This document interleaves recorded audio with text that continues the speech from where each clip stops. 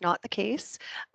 We rarely do things go as we've planned, and that's part of the learning process, which makes it kind of fun. But at the same time, recognizing that over the last few years, our reality has really been amplified, and looking at really the complexities that we've been navigating day in and day out is certainly something that we recognize, and we hope that as we provide resources and professional learning to your schools, that some of that pressure is starting to come off of you, and that is our hope.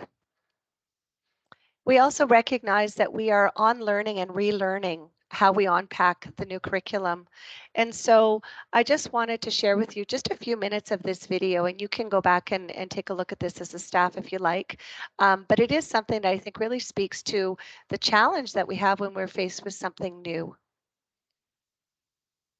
Hey, it's me, Destin. Welcome back to Smarter Every Day. You've heard people say it's just like riding a bike, meaning it's really easy and you can't forget how to do it, right? But I did something. I did something that damaged my mind. It happened on the streets of Amsterdam, and I got really scared, honestly. I can't ride a bike like you can anymore. Before I show you the video of what happened, I need to tell you the backstory. Like many 6-year-olds with a MacGyver mullet, I learned how to ride a bike when I was really young. I had learned a life skill and I was really proud of it. Everything changed though when my friend Barney called me 25 years later. Where I work, the welders are geniuses and they like to play jokes on the engineers. He had a challenge for me. He had built a special bicycle and he wanted me to try to ride it. He had only changed one thing. When you turn the handlebar to the left, the wheel goes to the right. When you turn it to the right, the wheel goes to the left. I thought this would be easy, so I hopped on the bike ready to demonstrate how quickly I could conquer this. And here he is, ladies and gentlemen, Mr. Destin Sandlin. First attempt riding the bicycle. All right. So the faster I go, the better. Yeah. I couldn't do it. You can see that I'm laughing, but I'm actually really frustrated. In this moment, I had a really deep revelation. My thinking was in a rut. This bike revealed a very deep truth to me. I had the knowledge of how to operate the bike, but I did not have the understanding. Therefore, knowledge is not understanding. Look, I know what you're probably thinking. So the idea here is that we know the curriculum has changed, but understanding it and really trying to bring that into our practice is kind of like that gear that bicycle direction has changed a bit. So it's very unstable. And so we need to sort of start from the beginning again. So where do we start?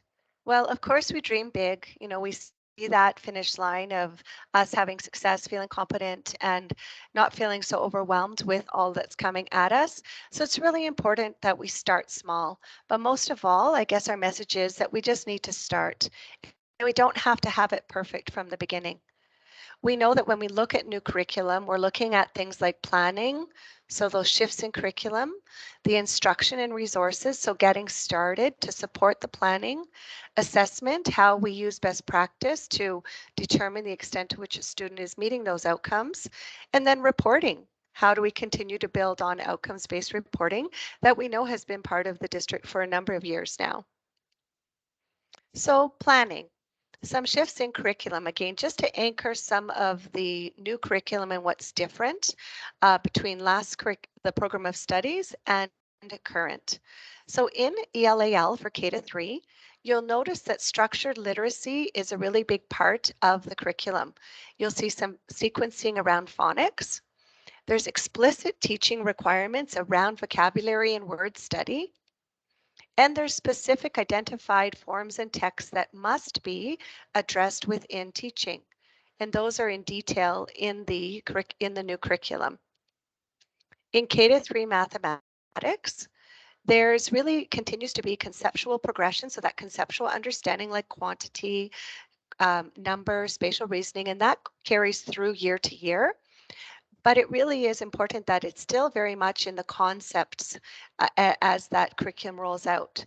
We also know that fractions have been identified earlier in the curriculum, so that part-whole relationships, as well as basic facts and operations like algorithms are really being emphasized, so that explicit teaching around those algorithms. In K to 6 PE and wellness, we call it PEW, we see that physical education and health are now, which is now called wellness, are integrated as all part of the same program. So we know this is tricky in some schools where you have a phys ed specialist or a phys ed lead, and then the teacher teaches the wellness component of the PE and wellness curriculum. Um, but we want to just remind people that it is being taught at the same, even though it's being taught separately, it will be reported in the same place in the progress report. And we'll have more information coming about that. We also know that adventurous play is a piece of this new curriculum, as well as explicit outcomes on social emotional learning, consent, and financial literacy. And again, as we've said from the very beginning, a lot of the curriculum is the same or very similar. So starting off with what a teacher is already doing is just fine. We are just getting our feet sort of oriented on the pedals of that bicycle, and we're not expecting people to go out and win races. All we're doing is looking at what are we already doing that we know is working in teaching our students within that grade level, and then what can we do then to continue adapt the work that we're doing. One of the ways that we are trying to support that is through resources. So just a quick review of the things to highlight, not just what the resources are, but some questions that you might want to be asking to support teachers. And so with the Kindergarten Haggerty Phonemic Awareness, they've got the kit, the book, as well as a digital hub. And so questions like, have the teachers seen the resource? Have you seen the resource? It just arrived in schools last week, the print copy, but the digital copy has been provided since mid-September. There's a correlation guide, the Alberta Curriculum Correlation with the lessons in Haggerty to help sort of guide the teacher a bit more around that. And there's also some recordings. Have teachers logged into the Haggerty Hub? We were watching a teacher the other day, and literally they have to put up the video and kids will follow along. It is an incredibly helpful resource, and if a teacher is using that, that's going to support a lot of the work that they're doing in 10 to 15-minute lessons a day. That's all that's required for this particular teaching of phonemic awareness. In grade 1 and 2, we have the Phonics Companion Guide, and that again is digital format until we get the print copy. We're expecting it any day. But this is really the keystone of the scope and sequence that we're recommending teachers start with. Have they watched the introduction video on EPD? Words Their Way, a teacher manual and 3 word sort books have just arrived in schools as well over the last week or two. Have teachers received the resource? Do they know how to get started video? Do they know about that? And about the supporting documents that our consultant Kim Guzin put together to support them in really a how-to. If you're interested, also letting your 4 to 6 teachers know that even though we purchased this resource for grade 3, it is a very useful resource that could be also used in grade 4 to 6, again on developing word study and vocabulary. K to 3, PEW, is we have teaching games for understanding. And so do the teachers know where those 6 books are? Did they see the rubrics and the videos on EPD? We also have the grade 3 paths and the grade 6 Mosey coming to schools. And then there's going to be also a paths digital version that's going to be set up for schools as well. And that's again to integrate those wellness outcomes into program as well as the physical activity outcomes. We're also very excited that the grade 1 kits are going to be ordered as well, because we realized that the grade 3 pass kit was appropriate to differentiate for grade 2 to 4, but really not for our K1 classes. So we're very happy to have been able to purchase grade 1 kits, and we're going to be creating an adapted kindergarten kit for all of our kindergartens as well. So some of the resources that everybody has access to from K to 3 is our Reading A to Z. And just wondering, if have you shared that supporting learning outcomes with Reading A to Z that was shared last meeting? And what that does is it breaks down each of those outcomes And then it says exactly where, and Christine put this together, Christine Knight, and it connects, okay, if the outcome is forms and text structures, then what Christine has done is linked exactly where on reading A to Z they would start to find the resources to support that, because we know reading A to Z is a very comprehensive resource. K to 3 Zorbits Math. You had the presentation by Zorbits last time we met, but have teachers set up their classes? Are they using the teacher lessons and center tasks? We also know the teacher dashboard is a very powerful tool to get set up with looking at student assessment. And again, just provides another example of evidence to be able to support the level to which a student is receiving the outcome or achieving the outcome. K to 3 Scholastic decodable books. They have been in school since mid-September.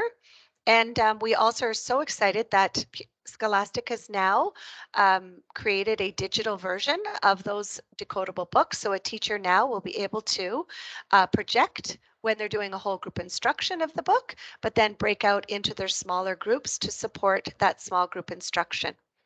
So some questions or some guiding sort of thoughts that you may want to look at are asking, are teachers starting to use this resource? Do they see the poster that came with it that breaks down the letter sound correlations with the books that are being provided? Did they see that in the front cover of every book is a simple lesson plan that is available and is a step-by-step walkthrough? So have they seen that it comes in a set of 4 books so that they could really work in that small group to provide some targeted intervention or support for different students? And then we have our grade 1 to 3 mathology.ca, which are some schools chose that, and then some schools we know chose the jump math. And so are we, looking at ways that sort of starting to become familiar with this? A really big caution with jump math, and again, to you, the leaders in the school, just wanting to remind you that if your teachers have chosen jump math, it's very important that they are following the pedagogy of this resource, because it would not be appropriate for it to be used as a workbook, which is sometimes the way that it ends up being used. Again, best intentions, but not really understanding the pedagogy or design of the actual resource can be a bit of a caution or a red flag for you to say, you know what, let's reach out to new curriculum or to Shelley Gartner and let's ask a little bit more. We also have PG happening. We still have spaces available for our session on Wednesday for Jump Math. Gail James is coming in. So if you have teachers interested, we still have 14 spots available and guest teacher is provided. It's an 8:30 to 2:30 session on Wednesday for Jump Math. And finally, we have our Mathology Little Books, which provides you with a really neat resource. I'm going to show a video in a second, but we're still waiting on the actual print copy, but the digital resource is going to be equally as, I think, helpful for many of you teaching math, or of your teachers who are teaching math. So we're just waiting on some confirmation from Pearson in regards to sharing out the school codes for this digital version. It is available on the new Learn Alberta site, but it's very difficult to navigate. So we're really, really pleased to be able to provide this digital version. And it's, as you can see, it's going to be for a number of years that we're going to have access to this digital resource. So here's a little bit of an overview of the video of the resource, which I think will really get your teachers excited.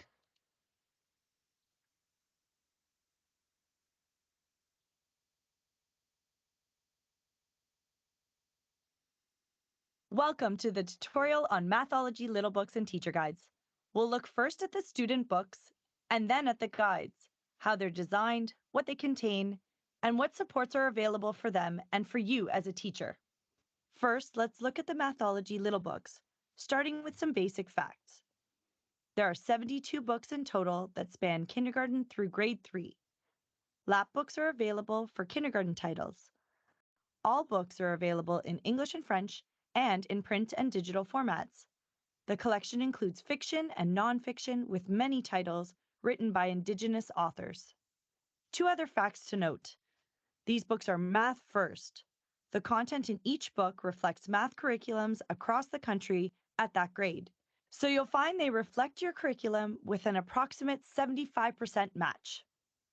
The books are based on the Pearson Mathematics Learning Progression. There are 13 big ideas in the progression spread out over 5 strands. As shown on this handy poster, Math Little Books explore each big idea and follow a pathway from simple to more complex. This allows you to choose from several books, all exploring the same concept to match your students' needs. Let's look at number. Big idea 4. Quantities and numbers can be added and subtracted to determine how many or how much. You can see the development of the big idea through the books listed. This same information is featured in the Getting Started guide. The Little Books poster also shows the flow and structure of the big ideas in each strand. Initial big ideas are prevalent in early grades, gradually diminishing by grades 2 and 3. Conversely, later big ideas are typically more prevalent at the higher grades. Each little book follows the same structure. Let's take one book as an example. The inside front cover outlines math opportunities, teaching tips, and after reading suggestions. Interior pages build the concept. Books can be illustrated, feature photographs, or a combination of both, as in On Safari. A math mat concludes each title. Each back cover includes a brief description and the big idea and math focuses explored in the book. A QR code and URL give access to digital material that can be used in school for independent practice, guided math instruction, as activity centers to differentiate learning, or as purposeful home connections. You'll see a digital version of the book with audio There are so many animals that can be used as a read aloud, or you can turn the audio off so students can read it themselves. Try This is an interactive activity with a drop-down menu that includes tips on use. Finally, there's a downloadable screen reader version of the Little Book. You can find Line Masters for the Student Book on www.pearsonmathology.ca. Select Implementation Resources. You can download all masters or download Line Masters for a single title. They're available in 2 formats, PDF and Word, giving you an option to modify if you'd like. You'll notice a parent letter that can be shared with the digital version of the Little Book. You'll also find grade level correlations on this site. Now let's look at the teacher guides to see the support offered for each little book. We'll look at On Safari again. The teacher guides offer in-depth support and ideas for exploration. Each guide includes these features: a pathway of books for that big idea, a planning guide that outlines suggestions to use the book in large and small groups, as well as learning center options, reading level, suggestions for a first reading and after the reading, ideas for math conversations. These relate to the math foci noted in the back of the student book and are in different colors to guide your exploration. Wraparound pages that include questions to support the math focus and watch fors, points to watch and listen for to ensure students are grasping the content, consolidating their understanding, and avoiding misconceptions. Post-reading suggestions for large and small groups and learning center options that tie in ideas for differentiation and the what to look fors. And finally, thumbnails of accompanying line masters. We discussed the line masters for the student books available on the Mathology marketing site. They're also available on the eText platform. To enter the eText platform, you'll need an access code supplied to you when you purchase a Math Little Books package. Here's what you'll find on the site. So I'm just going to pause it there. You're welcome to go back and just watch this last part. However, I just want to point out that this information will be shared out as soon as we get confirmation of the school codes. So again, as you can see, if you've played around with Mathology Little Books on New Learn Alberta's site, it's not friendly at all. But in this way, we've purchased the license so that you'll be able to access, your teachers will be able to access these resources and the teacher manuals in really just a click of a button. So I know this is a lot. We have many, many resources that we are providing for schools. I want to just let you know the reason, the why. So we have received one-time funding to support resource purchases. So we're not expecting schools to try and use everything. What we are trying to do is to use as much of this funding we've received to support good pedagogy, good practice, and really put resources in teachers' hands so that they can continue to build great programs for their students. We want people to remind you that we have to take small steps. We're going to continuously improve and learn and adapt as we go. When we look at assessment, the triangulation, we're already looking around best practice is observations, conversations, and products. So how do we ensure that when we're designing learning, that it's with this in mind, with this idea of different ways that kids can demonstrate what they know, but also different ways that we can pose questions, as well as ways that we ask students to perform the tasks. I also had some questions. We've been having questions about progress reports. And so we want to bring your attention to the district guidelines around assessment and some of these common terms that we often, every school I've been at, we've asked questions about, and we've continued to have to get clarification. So I've gone to the source here and provided a shortened link for you. But this is information that has been provided over the years and developed to support schools. Things like when to use an asterisk for reporting. So this is now linked into this presentation for you to refer to, because I know those are questions that have been coming up. We also know that with new curriculum, we are being asked to report and assess and report on learning outcomes. Activities are connected to those learning outcomes, but we must be reporting specifically on those outcomes. So what does that mean? It's not possible in a progress report with 600 characters to report on every single learning outcome.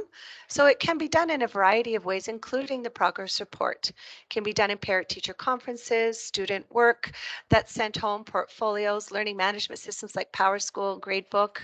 So there's many different ways in which teachers can communicate student achievement of learning outcomes. We are currently working on, NCIS team is currently working on a way to bridge the work that we know, the current practices of teachers, what they're already teaching, the assessments they're using, and how can we bridge that to now support them in outcomes-based reporting, which we've always been doing, but now within the format of new curriculum. Currently being developed is a process, and if you've been part of our early school engagement team meetings, you've piloted some of these early ideas of helping to tie it all together as we move into progress report season. And we do have a plan, but we want you to know that it's just draft right now. We're just finalizing it, and we will be sharing that out soon. These are some of the tools that we are creating to support that work. We've got comment stems that we're starting to work on with our communities of practice, as well as a Google site to share this information out to schools in an easier way, a more accessible way. We know that a grade 1 teacher having to go to 3 or 4 different EPDs is becoming a bit challenging. So we're looking at how can we provide a different way in which to support teachers in finding that information. And one of the questions I saw in the chat, are we going to be sharing this with teachers? We're going to be sharing it in a variety of ways. We're sharing it at our set rep meetings, our principal meeting on November 16th, our virtual set meeting on the 30th, and also another update for you guys whenever we meet you on the 17th. Reporting, just as a bit of a highlight for you, it's going to remain very similar to previous years. A video will be coming to provide an overview again of that bridge from what teachers are currently doing and how they can start digging deeper into cusps so that they can report on the outcomes. But it will be the same 3-step STEM, looking at what outcomes have been taught, what strengths the student has, again looking at some cusps for examples, as well as areas of growth. And I see that we are just about at our time, but I would hope we could take a couple of minutes and just take a scan of this QR code and ask, I would really like to check in with you and ask, you know, how are things going? How are you feeling about this? As well as sharing what's working. How are you doing different things with your staff? And then finally, what are some next steps? What supports do you need from us in NCIS to continue supporting it? Remember, it is a process. We're just getting oriented on this new bicycle. We're just trying to figure out how to get our balance. And we certainly aren't expecting anyone to go out and win a race with the bicycle yet. It is going to take time for us to get to that point. So I'll leave that on for another 30 seconds or so.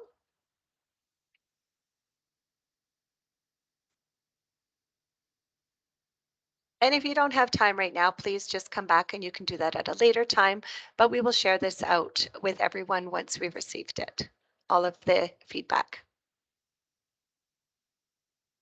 Finally, I'm really excited to introduce or to pass it over to Christine and Kim, who are going to, I believe we're going to throw the link into our chat right now, and then we will be able to move on to our next session with Michelle and Miriam on word study and phonics.